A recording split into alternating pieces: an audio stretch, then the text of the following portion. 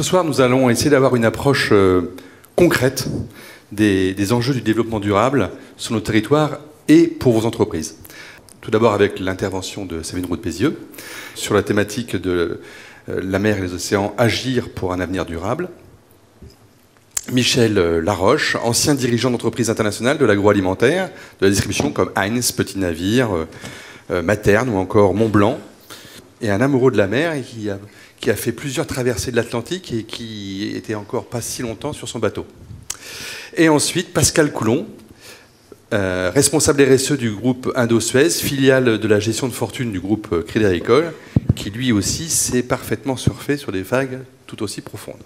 Oui, on va me rester dessus, de trop profond quand même. C'est ça.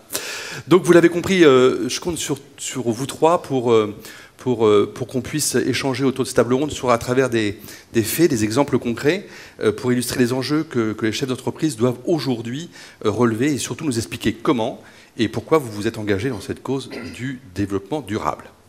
Je vais commencer par vous, si vous voulez bien, Sabine. La première question qu'on s'est posée quand on a préparé le rendez-vous, c'était de savoir comment vous avez vu ou comment vous voyez évoluer les relations entre le monde philanthropique que vous représentez et les entreprises qui, depuis quelques années, au regard du développement et de leur stratégie RSE.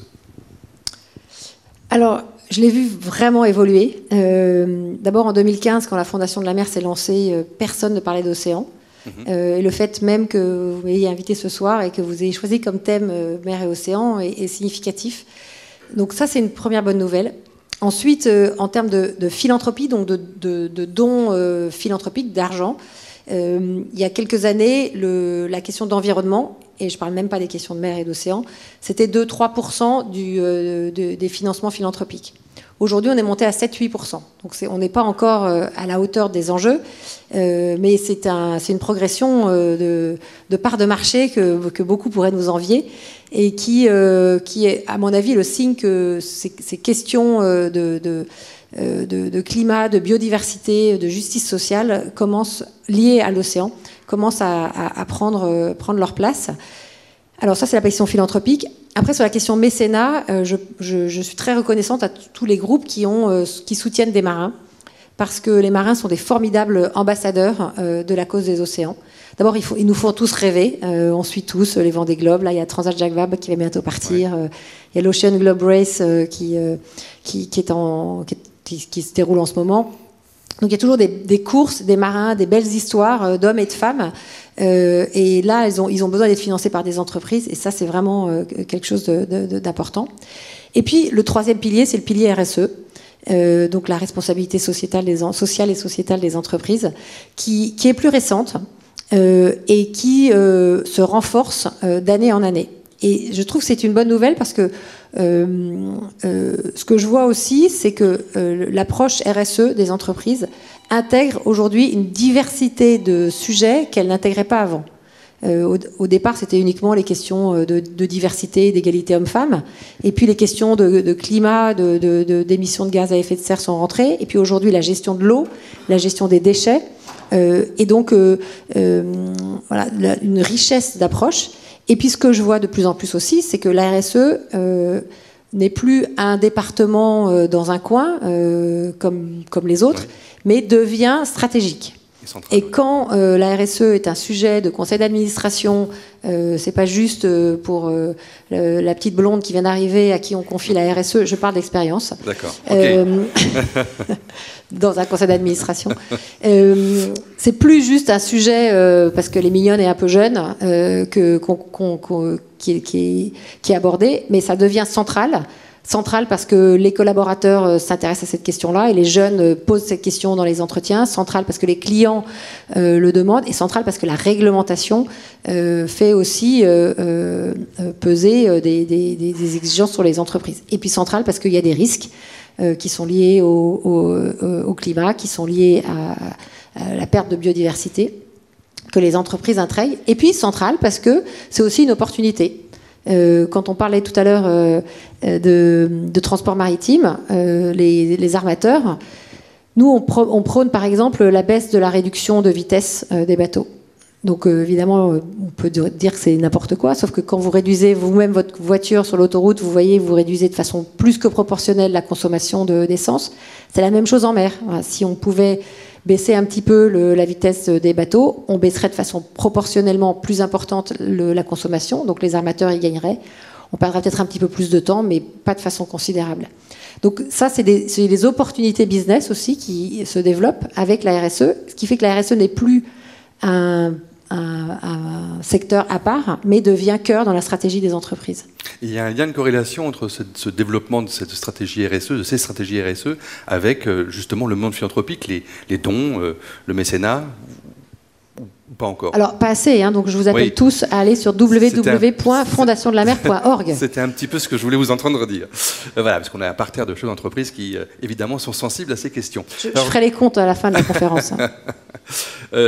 Michel, je vais continuer avec vous. Alors justement, quel regard portez-vous sur le rôle de la RSE au sein d'une entreprise industrielle aujourd'hui? Alors c'est un regard avec plusieurs angles de vue. Oui, allons-y. La RSE, si on parle de l'humain déjà, c'est quelque chose quand on gère des marques qui vont vers les consommateurs, avoir une dimension dans les marques qui soit perçue comme une dimension respectueuse de l'environnement et vecteur de progrès dans cette dimension-là, c'est important. C'est très important en interne parce que aujourd'hui, quand vous voulez recruter des talents, des jeunes talents en particulier, s'ils perçoivent que vous n'en avez rien à cirer de ce genre de choses, ben vous les recrutez pas ou vous ne les gardez pas. Donc il y a ces deux dimensions sur la partie humaine. Ensuite, après, ça dépend des sensibilités des dirigeants et de l'ensemble des personnels dans l'entreprise. Mais la RSE a une dimension aussi importante pour faire en sorte que les entreprises, au-delà de gagner des parts de marché parce qu'elles peuvent avoir une partie de leur discours RSE, gagnent aussi de l'argent parce qu'elles font des économies. Parce que des efforts RSE peuvent aussi conduire à des économies dans les entreprises. Je sais pas, quand on veut rafraîchir une usine qui est trop chaude, on peut mettre de la production de froid ou on peut peindre le toit en blanc et mettre des sprinklers sur le toit. C'est pas du tout la même. Voilà, il y en a un qui est RSE, l'autre qui l'est pas. Vous pouvez travailler quand vous avez des ingrédients. En l'occurrence des pommes, hein, puisque Materne, Pompote, etc. Vous pouvez travailler sur les sols, donc aller vers de la régénération des sols et vers travailler avec les abeilles, parce que les abeilles vont fertiliser, enfin, vont polliniser les pommiers et faire des meilleures pommes, etc., etc. Donc il y a plein de thèmes sur lesquels on peut aborder le sujet. Il faut toujours garder en tête quand même que quand on dirige une entreprise, on a des objectifs et des contraintes financières. La RSE peut jamais vraiment se faire à contrario du courant qui va vers un maintien ou une amélioration des profits, une croissance de l'entreprise, un développement durable certes, mais aussi avec les contraintes financières qui vont avec. Donc vous nous dites qu'une bonne RSE doit être rentable. Une bonne RSE doit être rentable d'une manière ou d'une autre. Alors ça peut être parce qu'on engage quelque chose qui va permettre de gagner des parts de marché et de faire des marges plus importantes sur les volumes additionnels. Ça peut être une RSE. L'exemple, alors je suis désolé, mais Pompote c'est dans des gourdes en plastique, donc on est en train. Ça fait longtemps qu'on travaille sur des sujets pour passer sur du papier, mais c'est une longue histoire. Mais par exemple, on a réduit de manière très importante le poids du plastique dans les gourdes. Au cours des 10 dernières années, on a réduit de 40% la quantité de plastique qu'on met dans les gourdes. Et on a transformé des gourdes qui étaient dans plusieurs matériaux différents, ce qui les rend non recyclables, en des gourdes qui sont aujourd'hui en monomatériaux, qui rentrent dans les chaînes de recyclabilité, en tous les cas en France. Les États-Unis, ils sont totalement à l'ouest sur ce genre de sujet, donc ils recyclent rien du tout. Mais en France, en tous les cas, les gourdes sont maintenant recyclables. Donc voilà des exemples de choses qu'on peut faire et qui à la fois, quand on met 40% de plastique en moins, on paye 40% de plastique en moins. Donc c'est vertueux pour l'entreprise et c'est vertueux pour l'environnement. Et donc c'est quand même quelque chose qui s'inscrit dans la durée. Ce que vous nous expliquez, ce qu'on comprend, c'est que c'est pas instantané. C'est une œuvre permanente de progrès. Le sujet sur les gourdes en papier, on a commencé à y travailler il y a 10 ans. Je pense qu'on y arrivera dans 5 ou 10 ans. Oui. Parce qu'il faut changer complètement de technologie. Aujourd'hui, il y a des technologies moitié papier, moitié plastique, mais c'est du greenwashing. Enfin, je considère moi ça comme du greenwashing, parce qu'on ne peut pas récupérer en fait les fibres du papier, et de toute façon, on a 50% de plastique. Il y a des technologies dans lesquelles on a commencé à investir qui consistent à faire un coating nanométrique à l'intérieur de papier. Le papier, si vous le regardez au microscope, c'est comme le Grand Canyon. C'est des creux, des bosses, comme ça. Et donc il faut arriver sur ces surfaces très complexes à déposer une fine couche c'est un mélange d'aluminium, etc. Mais c'est nanométrique qui rend le papier, aujourd'hui on arrive à le rendre imperméable à la vapeur d'eau. Mais dans quelques années, on sera imperméable à l'eau, et puis après on sera imperméable à l'eau et à l'oxygène, et on arrivera à passer de la gourde plastique à la gourde papier. Bon, en tout cas, donc c'est long story. Pour répondre à votre question, oui. C'est un plan à long terme avec des étapes à court terme qui font progresser les choses et qui, soit parce que ça donne un avantage compétitif aux marques qu'on a à gérer, soit parce que ça fait des économies, soit les deux, idéalement, permettent de continuer à avancer. Ok. Merci Michel. Pascal, je me tourne vers vous. Dans le secteur de la banque, de la gestion de fortune, comment abordez-vous la RSE ? Alors, donc la petite blonde, c'est moi ce soir. La banque, c'est particulier, évidemment, on a une peut-être plus grande responsabilité, ou en tout cas différente d'autres secteurs, pour différentes raisons. Et la principale raison, c'est que quand on regarde un peu le bilan carbone d'une entreprise, on regarde évidemment l'ensemble des émissions directes de son activité, mais aussi les émissions indirectes. Et il se trouve que pour la banque, cette partie-là représente 70%. Elle est liée en fait au portefeuille de financement et d'investissement de la banque. Donc qu'est-ce qu'on finance ? Des jets privés, des éoliennes, d'encore on investit. Voilà. Donc tout ça a un impact évidemment hyper important. D'ailleurs les gouvernements s'y sont pas trompés puisqu'ils nous ont mis en première ligne pour canaliser les bonnes volontés et organiser évidemment le fléchage des financements et des investissements vers ce qui est souhaité et souhaitable bien sûr. Sur la partie environnementale. Donc après nous chez Indosuez on a donc deux sujets. On a un sujet d'entreprise classique on va dire qui est de traiter l'évolution de l'activité d'Indosuez en tant qu'entreprise tout simplement et donc avec plein de choses qui ont été évoquées, des sujets évidemment historiques que tout le monde connaît, des sujets plutôt liés au RH, souvent réglementés, le handicap, l'égalité homme-femme, l'égalité salariale, etc. Des sujets aussi qui sont très importants dans les banques qui sont autour de la gouvernance, la déontologie, la gestion des conflits d'intérêts, etc. Et puis des choses plus nouvelles, notamment l'environnement qui prend une place hyper importante qui n'était pas du tout la sienne il y a 5 ans ou 10 ans, quoi. Et c'est devenu hyper important évidemment pour nous comme pour tous les autres, mais encore une fois avec ce prisme que 70% c'est des choses qu'on finance pour nos clients ou pour lesquelles on investit pour le compte de nos clients. Donc on a à la fois cette responsabilité en interne, donc on travaille avec nos salariés, on a évidemment un plan, l'ensemble du groupe Crédit Agricole a un grand plan de réduction des émissions de gaz à effet de serre, que toutes les entités du groupe travaillent en ce moment de manière très précise et qu'elles pilotent, avec des engagements forts du groupe, qui a signé différents engagements sur le fameux Net Zéro 2050, donc c'est bien de le signer, mais après dans la vraie vie on voit que c'est quand même très compliqué, donc on a beaucoup de travail sur ce sujet. Et puis on a donc la partie collaborateurs. Donc les collaborateurs, l'objectif c'est de les faire bouger tous dans le même sens. Donc là on n'est pas sur une décision qui se prend à 2 ou 3, on est dans notre cas sur 550 individus qu'il faut faire bouger en fait, pour qu'ils intègrent dans leur quotidien, dans leur activité un certain nombre de réflexes. Donc on essaie de les former, on a mis une plateforme de formation disponible, on fait des webconférences avec des ONG qui interviennent et qui leur expliquent les choses.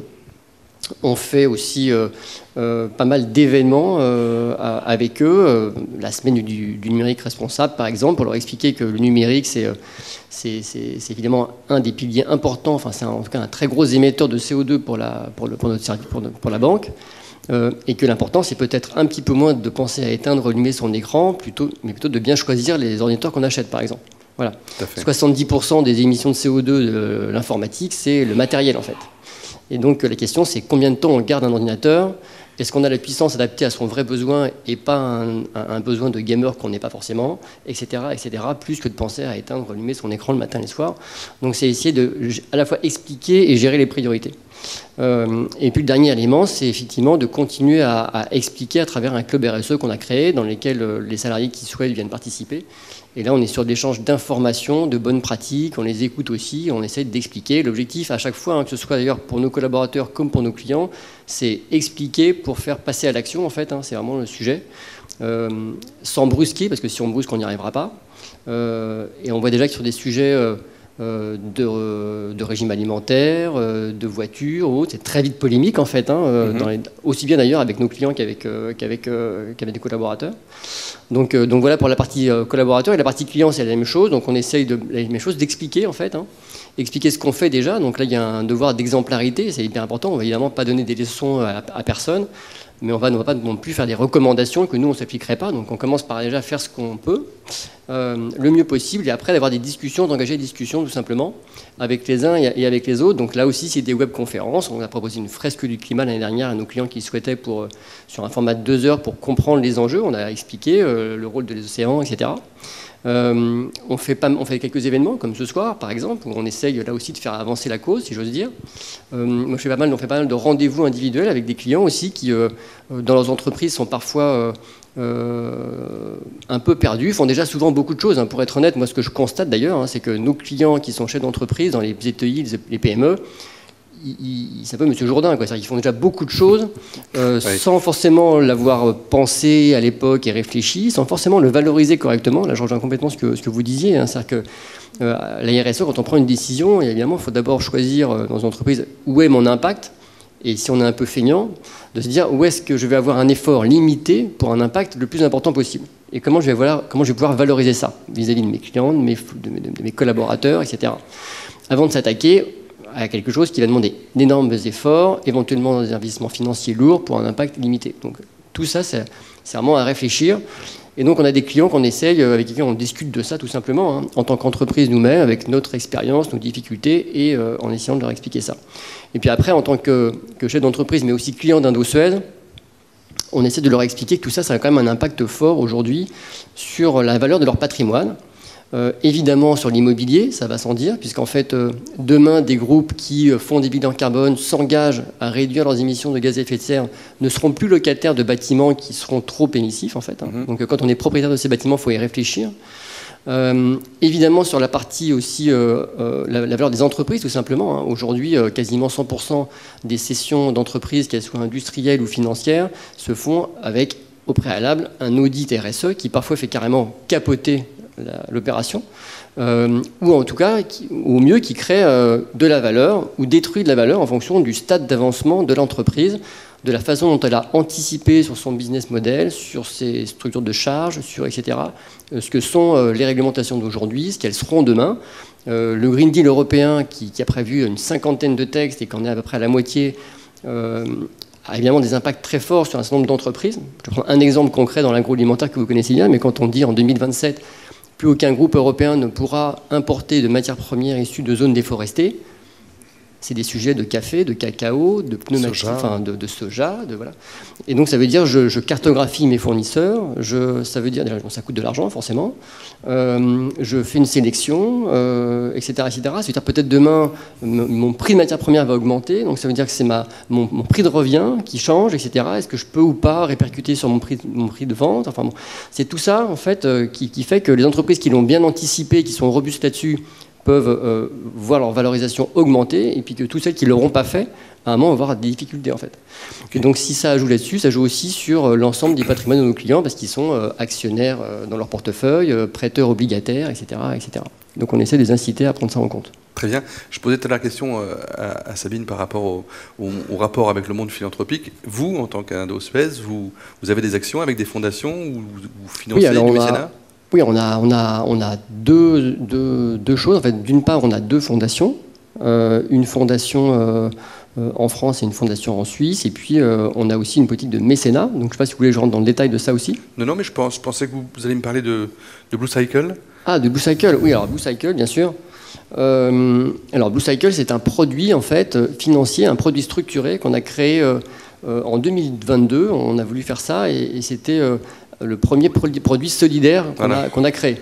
Donc c'est un produit qu'on a proposé à la fois en France, mais aussi à nos clients dans les autres géographies d'Indosuez, donc en Europe et ailleurs. Et l'objectif de ce produit, c'était qu'on puisse faire un don in fine à un certain nombre d'ONG, et dont la Fondation de la Mer pour la partie française, en fait, avec un partage de ce don entre une partie par les clients qui ont abandonné une partie de la rémunération fixe du produit, une partie par Crédit Agricole CIB qui a créé le produit selon le cahier des charges qu'un dossier l'avait fourni, et une partie fournie par un dossier à la fin, ce qui fait qu'on arrivait à 1% du montant collecté. Et là, c'était une première. Je pense qu'on va le refaire probablement parce qu'on a eu un très bon accueil des ça a très bien marché. Oui, ça a très bien marché. Ouais. Alors justement, Sabine, j'enchaîne. Vous avez bénéficié des fonds de Blue Cycle. Est-ce que vous pouvez nous dire ce que vous en avez fait, à quoi ça a servi? D'abord, merci. Merci Crédit Agricole Indosuez. Merci aux souscripteurs, s'il y en a dans la salle. Ce qu'on en a fait, d'abord, ça a été l'objet d'un échange. C'est ce qu'on fait à chaque fois avec nos partenaires. C'est de se dire, on va avoir un don de mécénat. Quels sont les projets qui vous semblent prioritaires? Donc là, on nous a dit, il faudrait des espèces, des programmes espèces. Donc on a discuté, on s'est dit, ok, des programmes espèces en Méditerranée. Et là, on a fait des propositions où on avait sélectionné, avec notre conseil scientifique, un certain nombre d'espèces et un certain nombre de projets partenaires. Vous êtes descendu même carrément sur le poisson. Mais exactement. Donc, je vais vous dire même quelles espèces ont été choisies. La dorade. La tortue Caretta caretta, qui s'appelle en fait tortue Kawan, vous la connaissez peut-être. Donc, c'est une tortue qu'on trouve en Méditerranée. On la trouve dans beaucoup d'endroits, mais on la trouve en Méditerranée. Et elle a la particularité aujourd'hui de pondre sur les côtes méditerranéennes. Donc elles vont pondre dans le Var et dans l'Hérault, ce qui n'était pas le cas auparavant. Alors ça peut être une bonne nouvelle parce qu'on voit des tortues pondre. En fait, c'est une mauvaise nouvelle parce qu'avec le réchauffement climatique, elles remontent. Mais donc nous, on a un projet là-bas dans ces zones-là pour protéger les zones de ponte et puis protéger les zones d'éclosion, parce que entre la ponte et l'éclosion, il se passe à peu près une cinquantaine de jours. Donc il faut faire en sorte que quand les tortues sortent de leurs œufs, qu'elles puissent retourner à la mer. On a un programme avec une raie qui s'appelle le diable de mer, également appelé Mobula mobular pour les scientifiques d'ici. C'est très joli, vous pouvez aller regarder sur internet, c'est comme une raie manta mais qui est endémique de mer Méditerranée, qui est assez peu connue et qu'on essaye de comprendre un petit peu mieux. Et puis vous avez choisi un programme sur le requin pèlerin. Oui, il y a des requins en Méditerranée. Le requin pèlerin, c'est le plus grand poisson de Méditerranée, il peut atteindre 12 mètres. Il est reconnaissable parce qu'il a une tête assez conique et puis une tache blanche sous la gueule, donc on le reconnaît comme ça. Il n'est pas agressif pour l'homme, mais il faut quand même mieux se mettre sur le côté, à 3 mètres sur le côté que devant. Et aujourd'hui, il est en voie d'extinction. Donc on a un programme de protection de ce requin pèlerin. Donc voilà, donc cet argent est bien utilisé pour 3 espèces menacées en Méditerranée. Très bien, merci et bravo à vous. Pascal, je reviens vers vous. Alors, tout à l'heure, vous l'avez évoqué brièvement. Vous avez à Indosuez une fondation d'entreprise. Et vous pouvez nous en parler un petit peu, s'il vous plaît? Oui, bien sûr, avec grand plaisir. On a en fait 2 fondations d'entreprise, une basée en France et une basée en Suisse. Les 2 ont été créées en 2012. Celle qui est basée en France a une vocation pour les pays de l'Union européenne, en fait. Et celle qui est basée en Suisse a vocation le reste du monde. Pourquoi on les a créées? En fait, on a commencé à avoir de plus en plus et ça rebondit sur ce que vous disiez tout à l'heure, Sabine, de plus en plus de clients qui nous ont sollicité sur cette dimension philanthropique, la création d'un véhicule philanthropique, lequel choisir, comment ça fonctionne, etc. On avait la réponse technique avec nos équipes d'ingénierie patrimoniale sur la bonne formule juridique, la bonne formule fiscale. C'était très bien. Et puis à un moment, on s'est dit quand même, ça serait bien qu'au-delà d'accompagner sur la dimension technique, on puisse parler un peu des valeurs chaudes de tout ça et qu'on ait une vraie expérience à partager, en fait. Donc il se trouve qu'on avait à ce moment-là une collaboratrice que le sujet intéressait beaucoup et à qui on a confié la mission de créer une fondation pour Indosuez, une première fondation en France, pour pouvoir expérimenter nous-mêmes, on va dire. Donc c'est ce qu'elle a fait, ça a très bien marché. La spécificité de ces fondations, c'est qu'en fait les collaborateurs seront directement partie prenante, puisque l'ensemble des dossiers qui sont qui sont proposés à la Fondation sont instruits par des collaborateurs qui sont volontaires, qui du coup prennent les dossiers, rencontrent les associations, déroulent un process d'analyse qu'on leur a proposé, qu'on leur fournit, et qui leur permet à la fin de venir pitcher leur association finalement devant le comité exécutif pour finalement décider d'en subventionner ou pas un certain nombre. Alors en France, le sujet, c'est la thématique de la Fondation, c'est les personnes fragilisées et l'éducation. Donc on a depuis 2012 accompagné plus de 100 projets en fait, un peu partout en France, puis maintenant en Europe. En Suisse, le sujet, c'est plutôt la protection de l'environnement et l'autonomie des communautés, donc notamment en Afrique, en Asie, autour de sujets autour de l'agroforesterie, de l'autonomie de ces populations. Là, il y a une quarantaine de dossiers qui ont été accompagnés, parce que c'est des montants souvent plus importants dans la durée. Donc voilà, donc on est très, très content d'avoir ces deux fondations. Et aujourd'hui, c'est vrai que j'ai fait un rendez-vous passionnant hier avec un de nos clients sur ce sujet. Mais ça nous permet effectivement d'en parler en vrai, si j'ose dire, de savoir quelles sont les choses qui fonctionnent moins, quelles sont les questions qu'il faut se poser au départ. Et il y a tellement de questions qu'il faut se poser au départ, en fait, pour que la bonne volonté de départ ne devienne pas un fiasco total, parce qu'on ne s'est pas posé les bonnes questions en amont. La gouvernance, c'est quoi qu'est-ce que je veux vraiment faire, qu'est-ce que je veux faire, qui sont les gens qui, alors en mode un peu concurrentiel, qui sont déjà les acteurs de ce que je veux faire, comment je m'inscris de manière complémentaire par rapport à ce qu'ils font, etc., etc. On a plein de questions à se poser en amont et on est ravis de pouvoir du coup accompagner ces valeurs chaudes aujourd'hui auprès d'eux. Voilà. Très bien, bravo.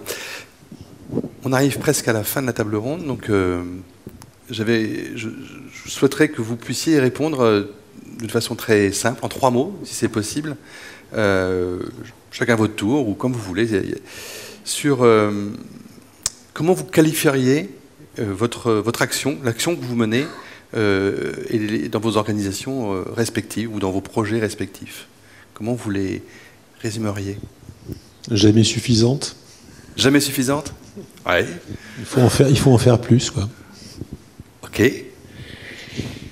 Moi, je dirais, la mer n'est pas l'apanage des seuls marins. Elle est à nous tous. Chacun peut agir. Très bien. Et vous, Pascal?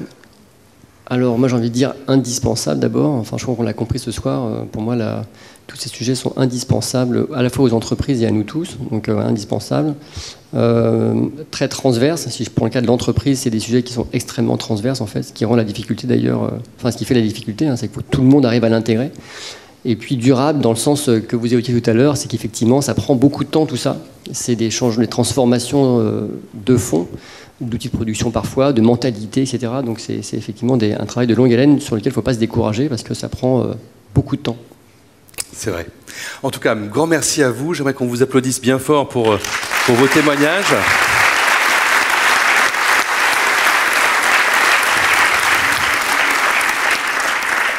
Et je vous le disais tout à l'heure en préambule, on arrive à l'essentiel de la soirée, c'est-à-dire vos questions à poser à nos 3 intervenants.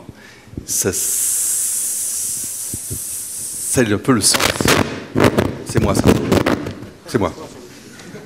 Je ne bouge plus. Une question là-bas. Il n'y a pas un micro qui traîne? Voilà. Merci. Alors, en tant qu'industriel du plastique, j'attends les huées, il n'y en a pas. J'ai une question essentielle. Notre mode de distribution utilise des emballages pour mettre des produits sur les linéaires de la grande distribution. Qu'est-ce que vous voyez comme alternative, eu égard au fait que le 6e continent est abondé par les plastiques qui sont rejetés dans la mer, mais qu'aujourd'hui, c'est 80% du continent asiatique qui rejette ces plastiques. L'Europe représente moins de 1%.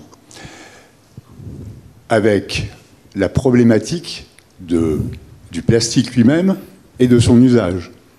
Des filières qui sont mises en place et qui, a priori, doivent permettre, si le modèle fonctionne, à l'ensemble des continents de contribuer à une boucle vertueuse, c'est-à-dire un recyclage absolu de la totalité des plastiques qui sont mis en œuvre. En tout cas, dans l'emballage. Après, je ne sais pas ce qui peut advenir pour les plastiques qui sont mis en œuvre pour l'automobile, sachant qu'aujourd'hui, dans nos véhicules, mais aussi dans nos smartphones, dans nos télés, dans nos micros, dans nos machins, dans nos sièges, etc. Il y a dans un véhicule 35% de plastique. On projette que dans une quinzaine d'années, il y aura 50% de plastique, notamment du fait du véhicule électrique et du poids que représentent les batteries.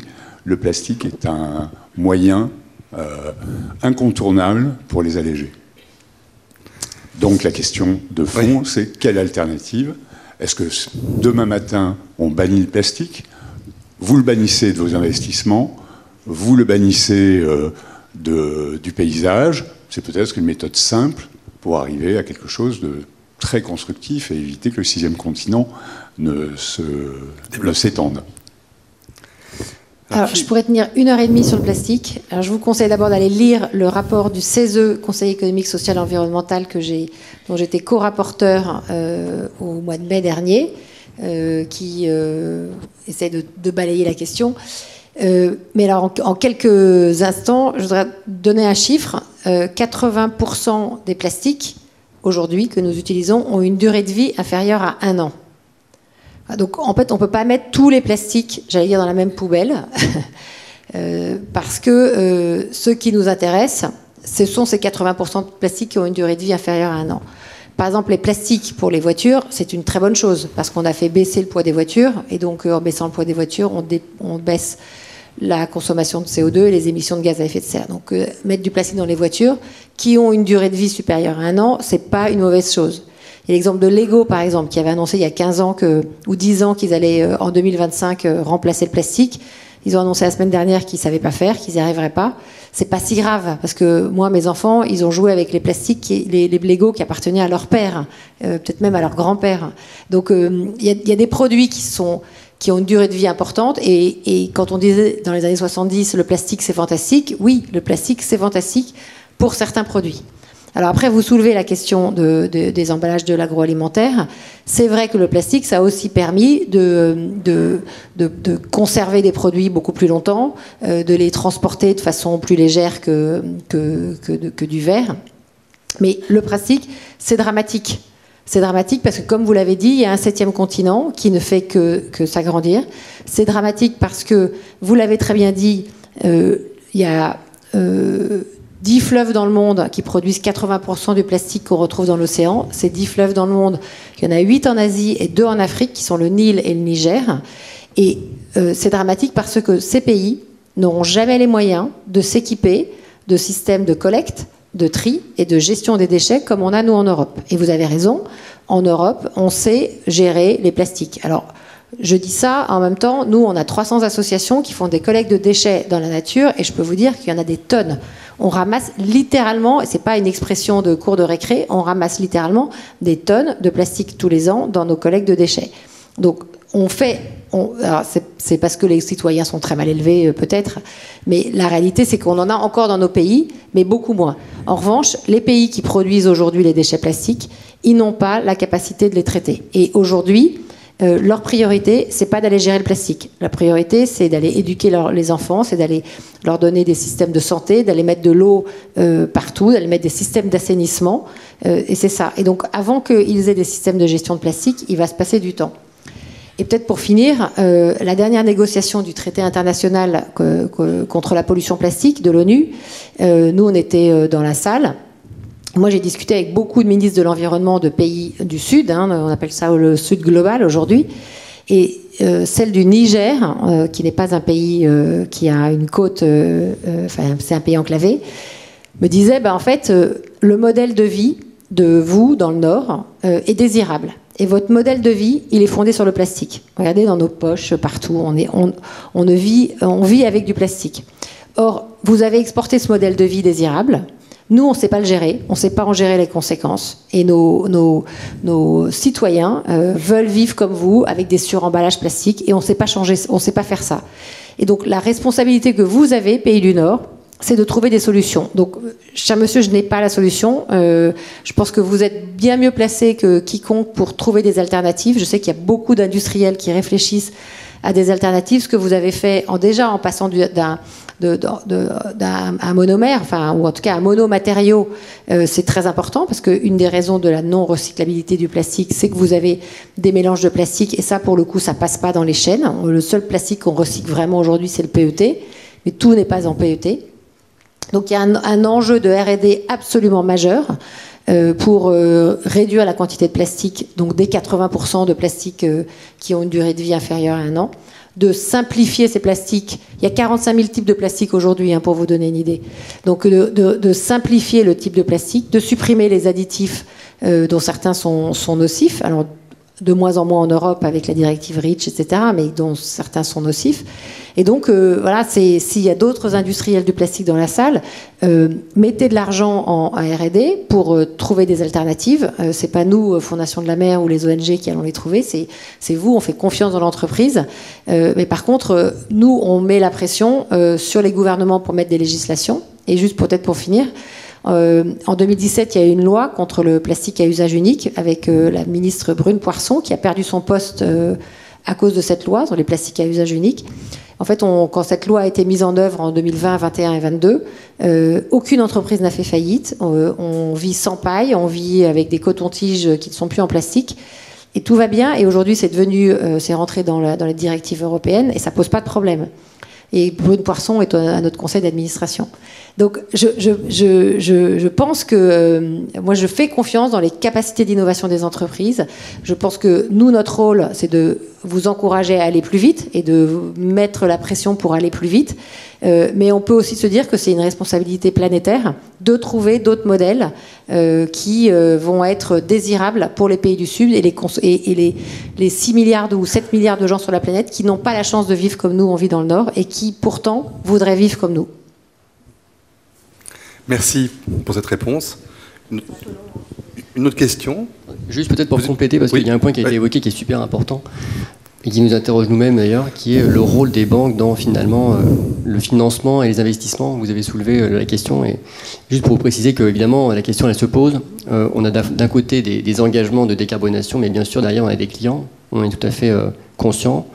Et donc le Crédit Agricole n'est pas du tout dans une logique d'urbanisme en fait, il est vraiment dans une logique d'accompagnement, de coopération, d'accompagner les transitions. D'ailleurs, ça nous est reproché par certains clients, en revanche, qui, eux, voudraient qu'on aille beaucoup plus loin et qu'on soit beaucoup plus rude dans notre approche, beaucoup plus brutal, et c'est vraiment pas l'objectif. Donc on est dans une logique plutôt de regarder où sont les plus grosses émissions, les plus gros impacts, et de rentrer en discussion avec ces industries pour faire en sorte que progressivement elles transitent en fait. Et là on est dans l'encouragement de ceux qui effectivement se mettent en mouvement pour essayer de faire mieux. Mais en tout cas on n'est effectivement pas du tout dans une logique aujourd'hui. D'ailleurs le groupe est parfaitement conscient. Si on prend un cas qui est tout à fait emblématique et qui a fait qui est tellement dans la presse, qui est Total et le pétrole en général, on a tous besoin aujourd'hui de stations-service. Beaucoup des clients du groupe Crédit Agricole et partout en France vont travailler tous les jours en voiture et ne peuvent pas rouler en Tesla, donc tout le monde a bien conscience de ça. Donc là, le sujet, c'est vraiment d'accompagner dans la durée, et c'est vrai que ça prend du temps, avec des engagements timés et pilotés, plutôt que d'être brutaux aujourd'hui, avec des clients qui resteraient sur le bord de la route, des consommateurs qui resteraient au bord de la route, des chefs d'entreprise qui resteraient au bord de la route, ce qui est évidemment pas le sujet, quoi. Merci Pascal pour cette réponse. Vous levez la main si vous voulez poser une question, je vous apporte le micro. En attendant. Vas-y. On exploite la mer pour ses hydrocarbures, dans le fond, pour son poisson, mais on parle de plus en plus de l'exploiter pour ses nodules, les métaux. Est-ce qu'il faut craindre cette exploitation, si un jour elle émerge, si un jour on trouve la technique pour le faire, et si jamais on devait vraiment y aller, quelles seraient les conditions pour que ce soit le moins nocif possible ? Alors, on a aussi publié une étude sur les grands fonds marins, donc allez la chercher sur notre site. Moi, je suis terrifiée par l'idée qu'on aille exploiter les grands fonds marins. C'est comme je vous l'ai dit, c'est la dernière espace encore vierge sur la planète. Il faut savoir que les nodules polymétalliques, comme les encroûtements cobaltifères, sont situés sur des zones riches en biodiversité. Et que aujourd'hui, tous les scientifiques, je dis tous les scientifiques, s'accordent pour dire que les dommages qui seront causés à l'environnement seront irréversibles. J'ai pas vu une seule étude de scientifique même ceux de mauvaise foi parfois sur certains sujets, qui dit le contraire. Alors, pourquoi on y va ? Et c'est une vraie inquiétude, parce qu'il y a un petit État de 10 000 habitants, de 21 km². C'est un État qui a une voix à l'ONU, comme la Chine ou comme la France, qui s'appelle Nauru, qui a fait faillite de façon successive, à commencer parce que cet État a surexploité les phosphates dont sa terre était riche, et qui aujourd'hui a besoin de ressources. Donc il a vendu le phosphate, c'est devenu un pays totalement pollué. Ensuite il a vendu ses droits de pêche, il a fait des licences de pêche, donc il n'y a plus rien à pêcher à Nauru. Ensuite il a vendu ses espaces pour construire des prisons pour l'Australie. Ensuite, il a vendu des passeports pour que des gens qui voulaient avoir une nationalité et échapper à leur propre pays. Et là, aujourd'hui, il a vendu sa voix à l'ONU pour que une société canadienne qui s'appelle The Metals Company puisse exploiter les terres et métaux rares. Et dans les réglementations de l'autorité internationale des fonds marins, il a trouvé une petite niche juridique qui fait qu'ils ont déposé une demande d'exploitation avec un tic-tac juridique qui est absolument terrifiant. Donc, nous, la France, la Fondation de la Mer, c'est une de nos grandes victoires. On a sorti une étude qu'on est allé présenter au président de la République et à son équipe pour leur dire utiliser le poids de la France, le fait qu'on a le premier espace maritime au monde pour faire pression, pour créer un moratoire sur les grands fonds marins. Le président de la République est allé encore plus loin puisqu'il s'est engagé pour interdire l'exploitation des fonds marins. Depuis, on fait un énorme travail de lobbying au niveau mondial pour que d'autres pays s'engagent à voter donc l'autorité internationale des fonds marins. On n'y est pas. C'est une vraie inquiétude. Et franchement, pour des terres et des métaux rares, on en a plein nos placards. Ça s'appelle une mine urbaine. Je suis sûre que chez vous, vous avez tous des téléphones, des iPads ou des ordinateurs que vous n'avez pas achetés.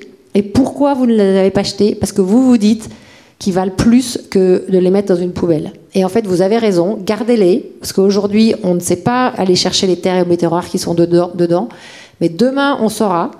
Et aujourd'hui, avec la France 2030, il y a un petit peu d'argent qui est mis dans le recyclage des déchets électroniques, il y en aura encore plus demain. Donc gardez-les précieusement chez vous, et dans quelques années, on saura aller les chercher, et on en a largement de quoi faire pour toutes nos batteries et toutes nos éoliennes de demain. Ok. Samuel ? Oui, bonjour. J'avais une question à poser qui concerne plutôt l'activité de la fondation éducative. Et on a eu l'occasion avec Sabine Roux-Bézieux de se voir quand j'étais au cabinet de Jean-Michel Blanquer.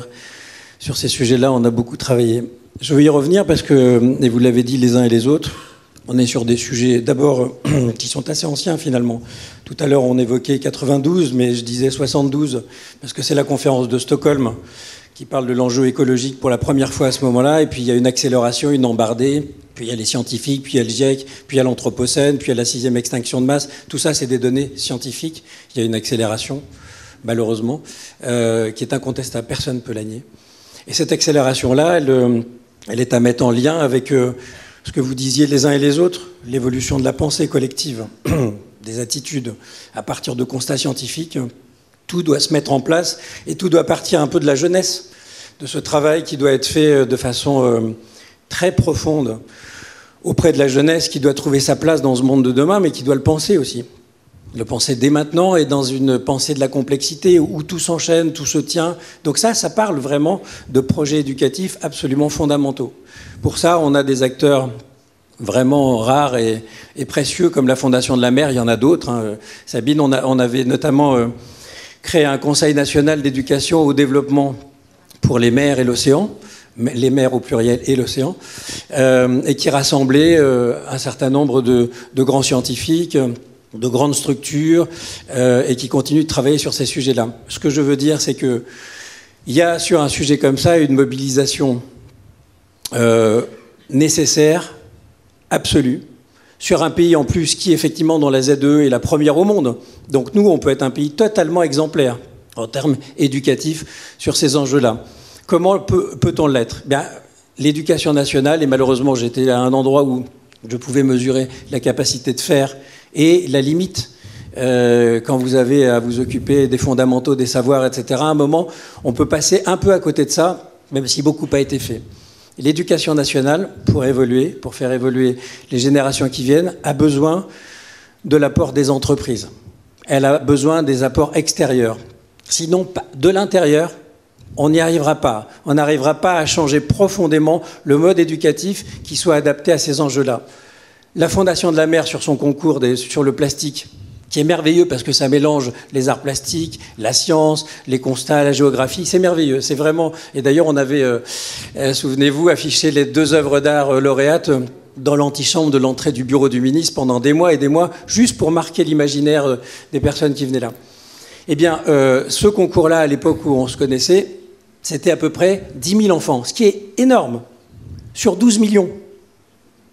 C'est ça, en fait. Et là, quand il y a beaucoup de chefs d'entreprise ici, c'est un appel que je leur lance. Il y a de la RSE, il y a tout ça. Mais il y a aussi un moment où il faut travailler directement pour l'éducation de cette jeunesse.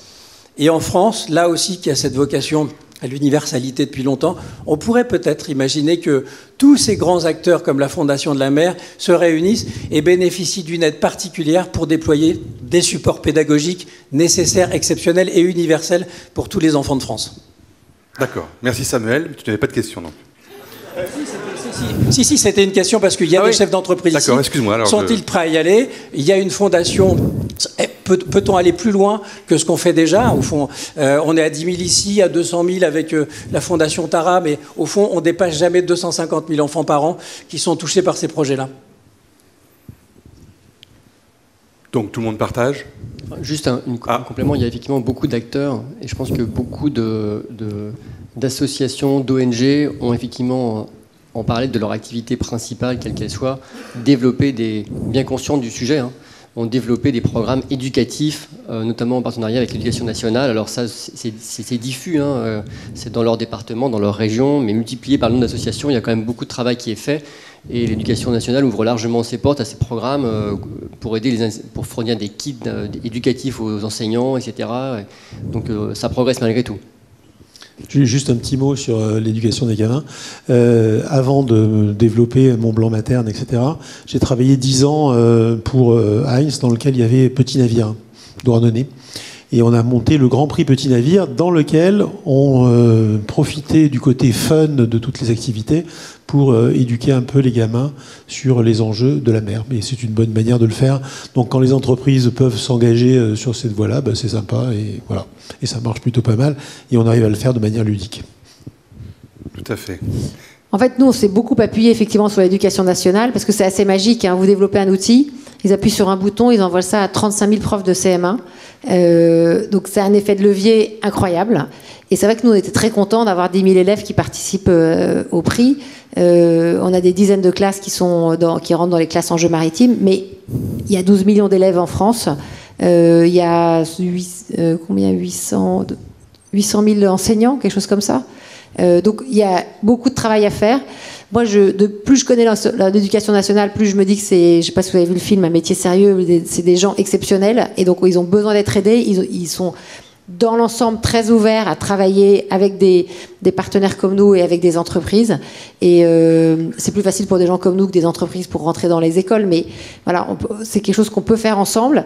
Et nous, quand on a du financement sur les questions d'éducation, ça nous permet de développer des nouveaux programmes, parfois de faire aussi des outils imprimés, parce que ça coûte très cher d'imprimer je pense par exemple la course bleue avec François Gabard, c'est des petits manuels pédagogiques, on avait du financement pour en faire 60 000, on a eu des demandes pour 150 000, mais on ne les avait pas, voilà, on n'a pas pu imprimer pour tous les élèves. Donc il y a vraiment énormément de choses à faire pour aller toucher des élèves, et des élèves qui ont participé à un programme, ils s'en souviennent toute leur vie. Parce qu'ils se sont identifiés à un marin, parce qu'ils ont participé à un concours qu'ils peuvent avoir gagné ou été nominés. Et les 2 classes qui ont eu leur œuvre d'art dans l'antichambre de Jean-Michel Blanquer, je suis sûre qu'ils vont en parler toute leur vie, et à leurs enfants et leurs petits-enfants aussi. Allez, une autre question. Ah, voilà. Merci. Alors une question, à quand un Nutri-Score autour de la protection de la mer? Puisque vous avez parlé de pêche terroriste, vous avez parlé d'alimentaire. On sait que le Nutri-Score stimule les ventes. Alors à quand une lettre autour de la protection de la mer? Alors il y a quelque chose qui existe déjà. Ça s'appelle Mr. Goodfish. Alors vous pouvez le télécharger, il y a une appli. Et vous allez découvrir que le poisson, c'est comme les légumes, c'est saisonnier. Donc, vous le savez peut-être pour les huîtres, qu'on ne consomme que dans les mois en R. Peut-être les coquilles Saint-Jacques aussi, dont la pêche a ouvert, je crois, dimanche dernier. En tout cas, dans ma région. Mais c'est vrai pour tous les poissons, parce qu'il y a des périodes de reproduction. Et donc, Mr. Goodfish vous indique les poissons qui sont pêchés dans nos régions, les poissons qu'on peut consommer à un moment donné, et puis ceux qu'il vaut mieux éviter de consommer. Donc, c'est pas un Nutri-Score, mais c'est un outil extrêmement précieux quand vous allez dans vos poissonneries pour choisir le bon poisson. Voilà. Merci. Et puis peut-être choisissez plutôt des petits poissons et des poissons non carnivores parce qu'ils sont au début de la chaîne alimentaire. Moins toxiques. Moins toxiques. Allez, une autre question. Où? Pardon?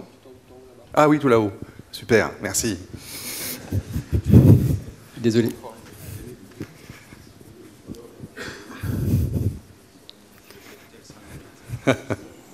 Vas-y. Bonsoir. Une question, on a parlé mer, océan, poisson. On n'a pas parlé du tout des algues, que Vincent Doumézel qualifie de révolution des algues. Quel est votre point de vue sur ça? Alors j'ai La Révolution des algues comme livre de chevet. C'est un livre qui se lit comme un roman absolument génial et qui vous explique que les algues, c'est la solution de demain pour de l'énergie, pour le BTP, pour l'alimentation, pour la santé. Alors, nous, on n'a pas du tout en Europe la culture des algues. Il faut savoir que 99,5% de la production d'algues se fait dans quelques pays d'Asie, donc la Chine, la Corée, le Japon. Dans les sushis que vous connaissez tous, mais plus largement, ce sont des civilisations qui savent cultiver les algues depuis des générations, des siècles, je devrais dire. Il y a beaucoup de potentiel sur les algues. Il y a déjà des petites startups qui se lancent sur le sujet aujourd'hui. Il y en a une, par exemple, avec laquelle on travaille, qui développe des... comme vous savez, il y a les steaks vegan. Voilà, eux, avec les algues, ils développent des poissons à base d'algues. Et donc, vous pouvez avoir une algue qui... Vous avez l'impression de prendre du saumon ou du thon ou du maquereau. Donc, ça se développe, les algues. Et il y a un potentiel incroyable, mais ça prend de la surface à cultiver et on n'a pas encore résolu la quadrature du cercle de savoir comment les cultiver de façon massive. Est-ce qu'on les cultive à terre en mode aquaculture ou est-ce qu'on les cultive en mer? Et là, on ne veut pas jouer à l'apprenti sorcier en créant des espaces d'algues qui vont pouvoir avoir des effets négatifs sur les écosystèmes tels qu'ils sont aujourd'hui. Et Vincent en parle d'ailleurs très bien. Et s'ouvre la semaine prochaine, sous l'égide de la Commission européenne, le premier symposium sur les algues. Donc la Commission européenne commence à s'intéresser au sujet. Et donc voilà, c'est une bonne nouvelle. Il y a un potentiel très important, avec beaucoup d'interrogations encore sur la manière de les cultiver à grande échelle en Europe. Et des problèmes de partage, effectivement, de la surface. Contrairement aux Allemands, on est un pays de tourisme, et là il y a beaucoup de gens autour de la mer, entre ceux qui travaillent dans la mer, ceux qui veulent en profiter sur la plage l'été, etc. Et donc il faut définir des zones pour chacun des métiers, chacun des besoins, et là ça devient très compliqué, parce que chacun évidemment ne veut rien lâcher de son précaré. Une autre question? Je ne vous ai pas entendu parler de taxe carbone. Et de la possibilité, puisque vous indiquez que le transport maritime est un pollueur important, la mondialisation a été un accélérateur exceptionnel de cet impact, de l'augmentation de l'impact carbone. Mais si on met en place ces taxes carbone à l'entrée des pays, ça limiterait. Et puis d'autre part, la valeur de la tonne carbone, ce qu'on pourrait économiser, ça ferait réagir les anglo-saxons qui ont un tropisme pognon assez, comme dirait notre distingué président, assez fort. Et donc, si vous mettez à l'actif d'une entreprise les tonnes de carbone économisées, que vous leur donnez une valeur, ça aurait aussi un impact. Donc Et puis, dernier point, parce que j'ai une petite vengeance en préparation depuis quelques temps pour l'intervieweur, je le félicite pour ses chaussettes, il économise des tonnes de carbone. Tu vois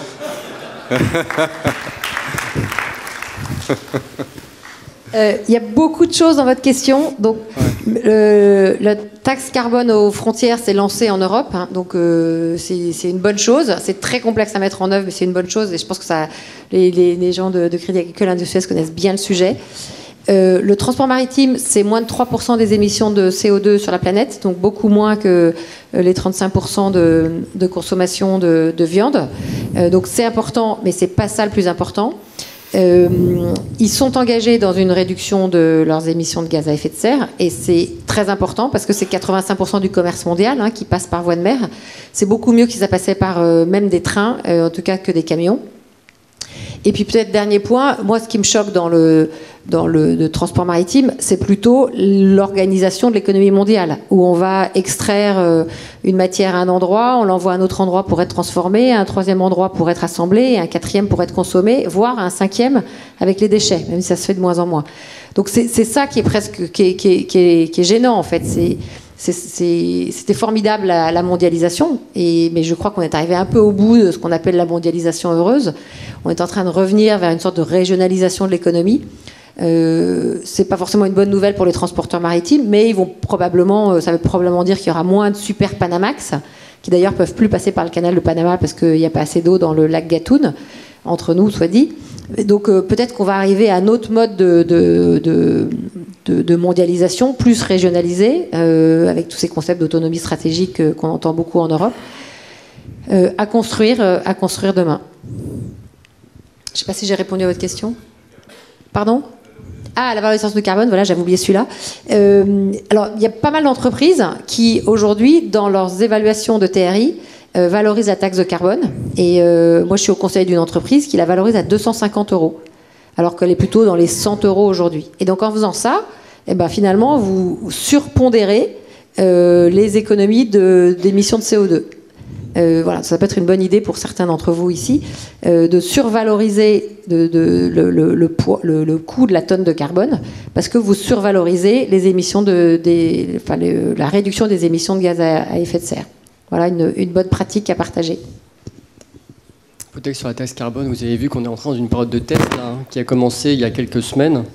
C'est un des textes du Green Deal d'ailleurs, de faire une nouvelle taxe carbone pour rectifier, on va dire, les problématiques liées au précédent modèle qui n'était pas du tout vertueux, puisqu'en fait on attribuait beaucoup trop de quotas à des groupes qui finalement n'en avaient pas forcément besoin, et donc les stocker dans leur bilan pour les revendre plus tard. Donc on était dans un truc complètement aberrant en fait. Donc là on est en phase de test pendant 2 ou 3 ans, je crois, sur du déclaratif dans un premier temps. Donc les groupes vont déclarer et on va voir un peu comment tout ça peut s'équilibrer.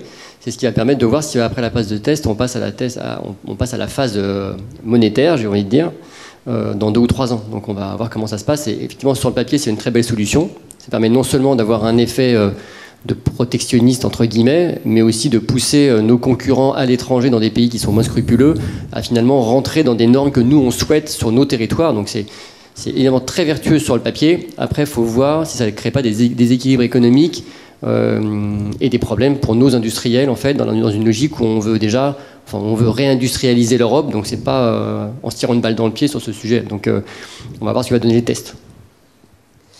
Sabine, tout à l'heure, nous parlions des enjeux un peu géopolitiques. En quoi ils influencent l'action de la Fondation ? Alors, la mer, c'est un espace éminemment stratégique et géopolitique. Nous, on a en France la chance d'avoir une marine nationale qui est une des rares marines océaniques. On appelle ça océanique parce qu'on est capable de se projeter sur tous les océans, en surface, sur l'eau et sous l'eau. On a 4 sous-marins nucléaires lanceurs d'engins. Il y en a un en ce moment qui est dilué quelque part sous l'océan et qui est capable de lancer un missile nucléaire si quelqu'un nous menace de façon sérieuse, je vous rassure. Et donc c'est la logique de dissuasion nucléaire. Et il n'y a pas beaucoup de pays dans le monde qui sont capables de faire ça. Et on le fait parce qu'on est présent sur tous les océans de la planète. Et on assiste aujourd'hui au niveau mondial à ce qu'on appelle une cadastralisation. Merci beaucoup. En tout cas, une territorialisation de l'océan. Pendant très longtemps, les zones maritimes, ça s'arrêtait à 12 000 nautiques. Avec la Convention de Montego Bay, on est arrivé à 200 000 nautiques. Donc c'est ça, la fameuse ZE. Donc on a réduit l'espace en fait partagé par tout le monde, mais on voit certains pays qui essayent de considérer que finalement des parties qui sont aujourd'hui communes à l'humanité leur appartiennent. Donc je pense nominément à la Chine, sur la mer de Chine méridionale, avec leur stratégie de 9 points où ils essayent de récupérer en fait l'ensemble de la mer de Chine comme terrain de jeu et puisqu'elle s'appelle la mer de Chine, ils considèrent que c'est leur propre mer. Et donc aujourd'hui, la maîtrise des mers est extrêmement stratégique pour l'ensemble des pays. Et donc il y a c'est le chef d'état-major de la marine qui dit la troisième guerre mondiale se passera sur mer. Parce que c'est les espaces qui vont être convoités. Alors pour les ressources qu'on en a, mais aussi parce que au fond, les océans, on dit que c'est ce qui sépare les continents, mais c'est aussi ce qui rapproche les continents. Alors nous, en France, on a des enjeux géostratégiques intéressants parce que on est présent outre-mer et sur tous les océans. J'étais en Polynésie là au mois de mai et je discutais avec l'amiral qui dirige le Pacifique, qui s'appelle Al-Paci, donc amiral pour le Pacifique, et lui il me disait que il sentait des influences de pays étrangers très importants sur les différents territoires, les différentes îles de Polynésie. Je crois qu'il y a 218 îles en Polynésie, et donc il y a des influences de pays étrangers très importants en Polynésie. Il y en a à la Réunion de façon très importante, et puis il y en a sur des territoires français qui sont convoités par des pays étrangers, par des puissances étrangères. Je pense aux îles éparses du canal de Mozambique, Bassas de India, Europa, qui sont des îles, disons, sanctuaires, et qui sont que certains pays essayent de récupérer, ou Tromelin, que l'île Maurice a essayé de revendiquer, et qui revendique toujours, qui est au nord de l'île Maurice, au nord de Madagascar. Et puis on a dans le Pacifique une petite île qui s'appelle Clipperton, que le Mexique veut récupérer, mais qui est française depuis très très très longtemps. Voilà. Et donc nous en France, on défend ces territoires français, et pas pour des raisons post-coloniales mal assumées, c'est parce que c'est des territoires français. C'est des populations qui ont choisi d'être françaises aussi, et sur lesquelles on pense que notre approche d'une valorisation raisonnable des ressources mérite qu'on s'en occupe de façon systématique, scientifique et stratégique. Voilà, donc il y a énormément d'enjeux géostratégiques sur les océans. Et puis, il faut se rappeler, commerce mondial, 85% par voie de mer, quelques détroits extrêmement stratégiques. Vous vous souvenez quand l'Evergreen s'est coincé dans le canal de Suez, il y a des chaînes automobiles qui sont arrêtées en Europe parce qu'ils n'avaient pas les pièces. Voilà. Et il y a quelques détroits comme ça, extrêmement stratégiques. Donc, il y a deux canal de Suez, canal de Panama, et puis il y a le détroit de Bab el-Mandeb, le détroit de Malacca. Et le détroit de Gibraltar. Donc avec ça, vous avez 5 espaces extrêmement stratégiques qui, s'ils sont coincés, mettent par terre toute l'économie mondiale. Merci. Est-ce que quelqu'un a encore une question? Oui. Merci.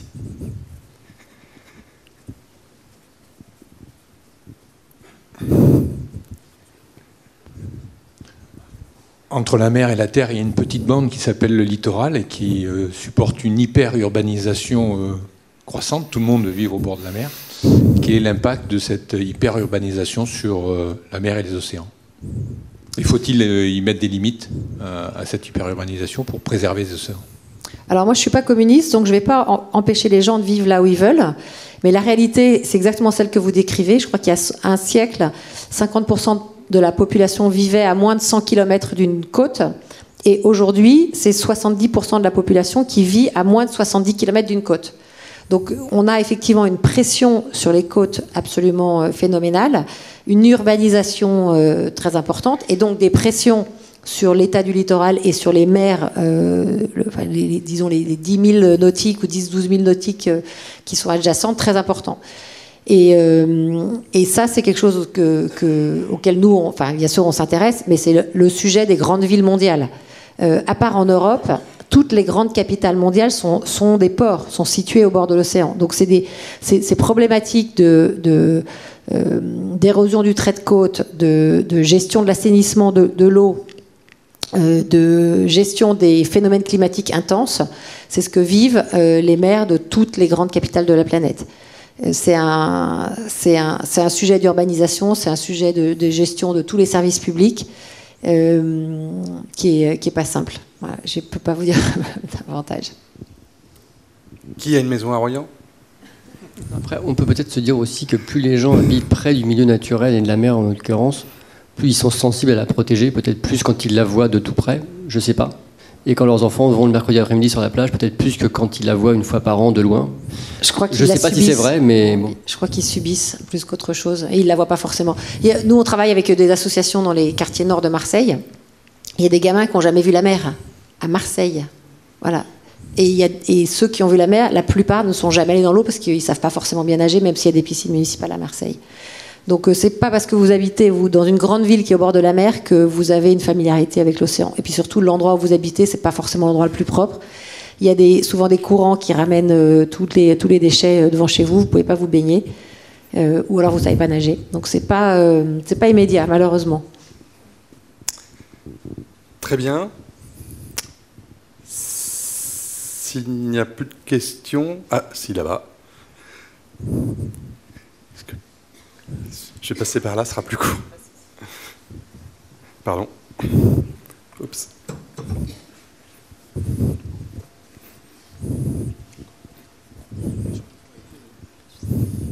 Bonsoir. Pour aborder un thème un peu plus d'actualité, il m'a semblé lire ce matin la deuxième phase du rejet des eaux de Fukushima dans la mer. On a parlé du déchet plastique. Est-ce que les déchets radioactifs ont un impact significatif aujourd'hui sur les océans ?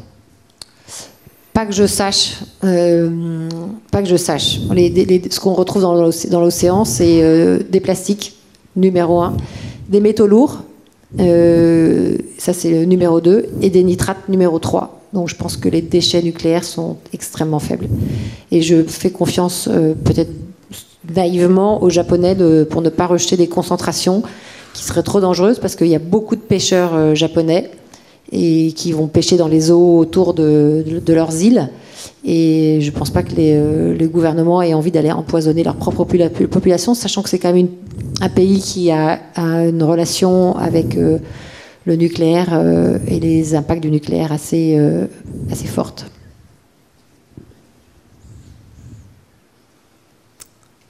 Très bien. Je vais proposer qu'on arrête là, si plus personne peut rajouter quelque chose, et donner la parole à Catherine Galvez pour conclure cette soirée. Merci. Bon, je ne vais pas conclure parce qu'on a évoqué beaucoup de sujets, beaucoup d'enjeux. On voit la complexité à laquelle on est confronté. Mais pour autant, moi, ce que je retiens, c'est la détermination, la capacité d'action, à la fois à titre individuel et puis à titre collectif, au titre de l'entreprise aussi. Et puis la confiance en l'innovation. On en parlait tout à l'heure, mais il y a beaucoup de sujets sur lesquels on voit que le champ du possible, il est devant nous et qu'il faut simplement qu'on ait confiance et qu'on soit acteur de ces évolutions. Donc je voudrais vraiment remercier Sabine Roux-de-Bézieux pour son intervention et Michel Laroche aussi et Pascal. Merci à vous et on peut les applaudir. Merci.